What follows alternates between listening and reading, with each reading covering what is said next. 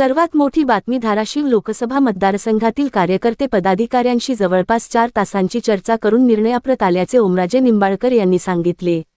एकनाथ शिंदे यांच्या नेतृत्वात काम करणार असलो तरी मातोश्रीवर एकही शब्द उलटून बोलणार नाही, असे ते म्हणाले। ओमराजे निंबाळकर यांच्या नव्या राजकीय निर्णयाने धाराशिवच्या राजकारणात उलथापालथ झाली आहे। कारण ओमराजे निंबाळकर यांचे कट्टर प्रतिस्पर्धी राणा जगजितसिंह पाटील हे देखील सत्तेतील प्रमुख पक्ष असलेल्या भाजपमध्ये आहेत। त्यामुळे महायुतीत त्यांचे कसे जमणार, त्यांचे राजकारण पुढे कोणती दिशा घेणार, ओमराजे सत्तेतल्या राणा पाटलांशी जुळवून घेणार का, असे प्रश्न आहेत। ओमराजे निंबाळकर यांनी राजकीय निर्णय घेण्यासाठी मतदारसंघातील महत्त्वाच्या कार्यकर्ते पदाधिकाऱ्यांना बोलावून घेतले होते। जवळपास 4 तास त्यांनी बंद दाराआड कार्यकर्त्यांशी चर्चा केली। सर्वसामान्यांची कामे व्हावीत यासाठी सत्तेत जावे लागेल, असा कार्यकर्त्यांचा सूर असल्याचे सांगत ओमराजे निंबाळकर यांनी शिंदेसेनेत जाण्याचा निर्णय घेत असल्याचे जाहीर केले।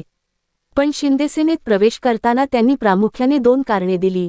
ओमराजे म्हणाले की आम्ही लोकप्रतिनिधी म्हणून संसदेत सामान्य लोकांचे प्रश्न सोडविण्यासाठी बसलो आहोत, परंतु विरोधी पक्षात असल्याने निधीची फार मोठी अडचण आहे।